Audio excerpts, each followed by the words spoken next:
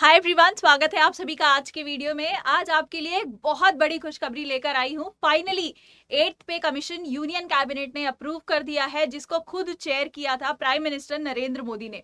अब ये 8th commission की खबर हमें तो फेब से आ रही है, यानी फरवरी से आ रही है कि आने वाला 8th पे कमीशन कब आएगा, क्या रिकमेंडेशन होंगी, क्या बॉडी होगी। लेकिन आज ये सब कुछ अप्रूवल मिल चुका है।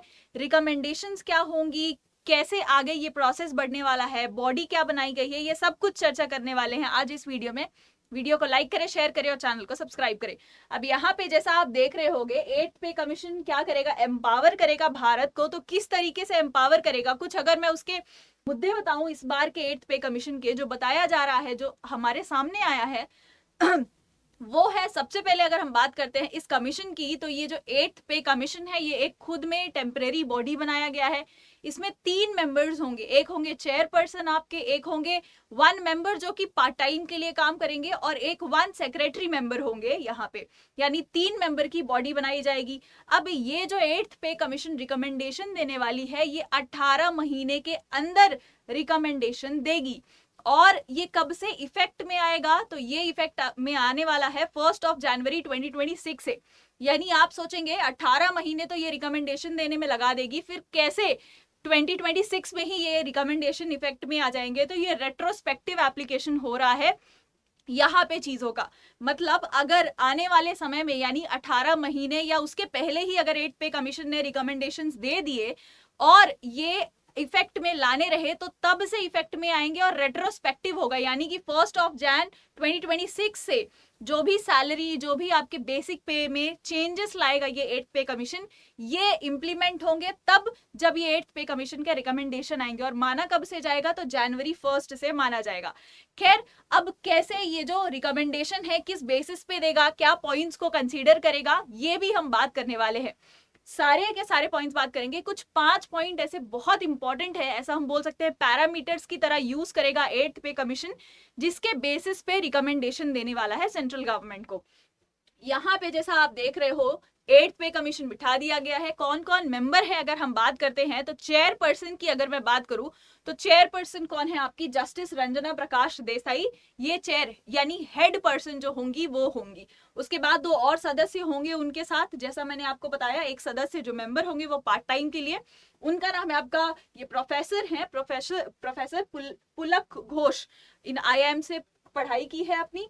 आगे अगर दूसरे सदस्य की बात करें हम, जो सेक्रेटरी हैं यहाँ पे, उनका नाम है आपका पंकज जैन। ये भी इसमें क्या करेंगे, पार्टिसिपेट करने वाले हैं। ऑफ कोर्स अपने बहुत बहुमूल्य राय देने वाले हैं इसमें 8th पे कमीशन में। अब आगे बात करें इसमें, जैसा मैंने आपको बताया, बहुत सारे सेंट्रल गवर्नमेंट एम्प्लॉइज, यानी 50 लाख से भी ज्यादा सेंट्रल गवर्नमेंट के एम्प्लॉइज जो हैं, उनकी जो सैलरी है उसमें क्या होगा, रिविजन होने वाला है, just because of this 8th पे कमीशन। और बात करते हैं पेंशनर्स की, तो उनके लिए भी खबर है। यहाँ पे 65 लाख या 69 लाख कुछ पेंशनर्स हैं जिनके पेंशन में भी रिवाइज होने वाला है। तो अब जैसा मैंने आपको बताया था, कुछ पैरामीटर्स भी हैं जो कि 8th पे कमीशन को कंसीडर करना पड़ेगा रिकमेंडेशन देते हुए। तो पेंशनर्स के लिए भी ये चीज कंसीडरेशन में है, जो मैं आपको बताने वाली हूँ आगे। और अगर बात करते हैं, ऐसा अनुमान लगाया जा रहा है कि अभी जो लेवल 1 में सेंट्रल गवर्नमेंट में काम कर रहे हैं कर्मचारी, जो चपरासी हो गए या फिर और जो पोजीशंस में है लेवल 1 में है तो उनकी जो बेसिक पे है दोस्तों, वो 18,000 से हो सकता है 44,000 तक जा सकती है। अब यहाँ पे एक चीज मैं आपको बता दूं कि हम जब हमारा पेमेंट स्लिप होता है, वो भी मैं दिखाने वाली हूँ, उसमें डियरनेस अलाउंस एक चीज होती है जो कि इन्फ्लेशन के मद्देनजर रखते हुए क्या होता है, बढ़ता है, कम होता है एम्प्लॉइज, गवर्नमेंट एम्प्लॉइज के लिए। तो यहाँ पे अगर 8th पे कमीशन आता है और इस तरह का बेसिक पे इतना ज्यादा हो जाता है, तो हो सकता है डियरनेस अलाउंस क्या कर दे, गवर्नमेंट हटा ही दे। बाकी आपका हाउस रेंटल अलाउंस और बाकी ट्रैवलिंग अलाउंस तो आपके पास रहेगा ही, क्योंकि वो अलग अलग सिटीज के पोस्टिंग की वजह से है, ट्रैवलिंग की वजह से है। लेकिन जो डियरनेस अलाउंस होता है वो शायद खत्म कर दे गवर्नमेंट ये 8th पे कमीशन के रिकमेंडेशंस के बाद, जो कि आने वाले समय में तो हमें पता चलने ही वाला है। और अगर बात करते हैं, तो ये सारी चीजें आप देख सकते हैं। आगे कौन से पैरामीटर्स ध्यान रखने वाली है 8th पे commission while giving the recommendations, ये देख लेते हैं। तो सबसे पहला क्या है कि देश की आर्थिक स्थिति को ध्यान रखना होगा। यानी कि क्या, ऑलरेडी जो आम आदमी है उसका भी ध्यान रखना होगा। जीएसटी दे रहे हैं हम, जो गवर्नमेंट एम्प्लॉयज हैं या भी बाकी सारे लोग भी हैं, जीएसटी भी दे रहे हैं, इनकम टैक्स है और भी बाकी सारी चीजें हैं। तो ये ध्यान में रखते हुए ये 8th पे कमीशन बनाना होगा। अब यहाँ पे सिर्फ पब्लिक सेक्टर की बात नहीं रह जाती है, क्योंकि प्राइवेट सेक्टर की भी होती है। कैसे, वो भी आप देखोगे कि तो यहाँ पे 8 पे कमीशन को दिया गया है ये पॉइंट कि आपको ये भी कंसीडर करना है, जो मैं बताने वाली हूँ। सेकंड अगर बात करते हैं और क्या है, तो यह पक्का करने की जरूरत है कि डेवलपमेंट खर्च और जो वेलफेयर के लिए खर्च है वो क्या हो, अच्छे से उपलब्ध और पर्याप्त यहाँ पे बताया जाए। अब यहाँ पे क्या कंसीडर कर सकते हैं, जैसे गवर्नमेंट स्कीम्स हो गई दूसरों के लिए, जो भी गवर्नमेंट स्कीम्स लेकर आती हैं लोगों के लिए, उसमें भी कैसे हम लोगों तक वेलफेयरिज्म पहुंचा सकते हैं, उसको भी क्या रखना होगा, ध्यान रखना होगा 8th पे कमीशन को। आगे अगर हम बात करते हैं पेंशनर्स के लिए भी, आप देख सकते हो यहाँ पेंशन योजनाएं के लिए भी क्या है का बिना फंड वाला खर्च भी होगा। जैसे आप जानते हो न्यू पेंशन स्कीम आ चुकी है और बहुत सारे लोग नाखुश भी हैं इस न्यू पेंशन स्कीम से। सभी को ऐसा लगता है कि जो ओल्ड पेंशन स्कीम है वो वापस आ जानी चाहिए। जैसे कि अभी अगर आप देख रहे होगे कांग्रेस की सरकार अगर किसी भी स्टेट में है तो वो ओल्ड पेंशन स्कीम ही लगा रही है। और ये भी कहा जाता है कि कांग्रेस की सरकार अगर आ गई सेंट्रल गवर्नमेंट में तो वो क्या करेगी, ओल्ड पेंशन स्कीम को वापस लेकर आएगी। आपका क्या मानना है, क्या ओल्ड पेंशन स्कीम वापस से आनी चाहिए या न्यू पेंशन स्कीम रहनी चाहिए? आप कमेंट्स में जरूर बताइएगा। खैर यहाँ पर सरकार ने ये बोला है कि पेंशनर्स का भी हमें यहाँ पर ध्यान रखना होगा। ये 8th पे कमीशन को कंसीडर करना होगा जब वो क्या देगी, रिकमेंडेशन देने वाली है सरकार को। आगे अगर बात करते हैं तो राज्य सरकार को भी क्या करना होगा, ध्यान रखना होगा। क्यों? क्योंकि अभी तो ये जो भी आंकड़े या फिर रिकमेंडेशन आने वाले हैं वो सेंट्रल गवर्नमेंट के जो भी काम होते हैं उसको मद्देनजर रखते हुए आने वाले हैं। स्टेट गवर्नमेंट में भी ये इम्प्लीमेंटेशन होगा ऑफ कोर्स, तो वहां पे अलग से कमिटी बिठाई जाएगी। लेकिन ये जो 8th पे कमीशन जो भी रूल्स बनाएगा या रिकमेंडेशन देगा, ये एक बाइबल की तरह हो जाएगा इनके लिए, क्योंकि इसी से क्या करना है, आपको फॉलो करना है और वहां पे इम्प्लीमेंटेशन करना है। वैसे ही रूल्स बनाने होंगे आपको भी, यानी कि स्टेट गवर्नमेंट को भी। तो एक तरह से ये क्या करने वाला है, स्टेट गवर्नमेंट कमिटीज बनाई जाएंगी और ये जो भी रिकमेंडेशन देंगे स्टेट्स में भी लागू होने वाले हैं। खैर यहाँ पे एक क्रिटिसिज्म आता है कि जो 8th पे कमीशन है ये तो टेम्परेरी बॉडी है, तो ये सिर्फ एडवाइजरी बॉडी है, कुछ भी इसका रिकमेंडेशन जो है वो बाइंडिंग तो नहीं है किसी पर भी। लेकिन हाँ, अगर ऐसे रिकमेंडेशन होंगे जो सच में वेलफेयरिज्म को प्रमोट कर रहे हैं, फाइनेंशियल इंक्लूजन प्रमोट कर रहे हैं भारत देश में, तो ऑफ कोर्स हर एक स्टेट गवर्नमेंट उसको इंप्लीमेंट करना चाहेंगी। और यहाँ पे स्टेट गवर्नमेंट का भी ख्याल रखा गया है। और आगे जैसा मैंने आपको बताया था, पब्लिक सेक्टर यूनिट्स या फिर प्राइवेट सेक्टर को भी बोला गया है, इनके भी ग्रोथ का हमें ध्यान रखना है। जैसे प्राइवेट सेक्टर ऑफ कोर्स यहाँ पर थोड़ा दबाव में आ जाता है। क्यों? क्योंकि जब गवर्नमेंट के लेवल 1 की ही सबसे, मतलब आप सोचो जाइए तो लोअर लेवल वाली पोजीशन अगर है, छोटी पोजीशंस का भी क्या हो रहा है, अगर इंक्रीज हो रहा है बेसिक पे, तो प्राइवेट सेक्टर में भी जो हम समझते हैं छोटे छोटे जॉब्स जो करते हैं लोग, बहुत सारा टाइम देके एफर्ट देके, कॉल सेंटर में लोग काम कर रहे हैं, बाकी और सारी चीजों में काम कर रहे हैं जस्ट टू अर्न 20-25,000। तो वहां पे भी बेसिक पे क्या करना होगा, प्राइवेट सेक्टर वालों को बढ़ाना होगा, क्योंकि यहाँ पे गवर्नमेंट कंपटीशन दे रही है। तो यहाँ पे आप देख सकते हो कि इंसान का जो पर कैपिटा इनकम है वो भी क्या होगा, इंक्रीज हो सकता है, यहाँ पे ऐसा देखा जा सकता है।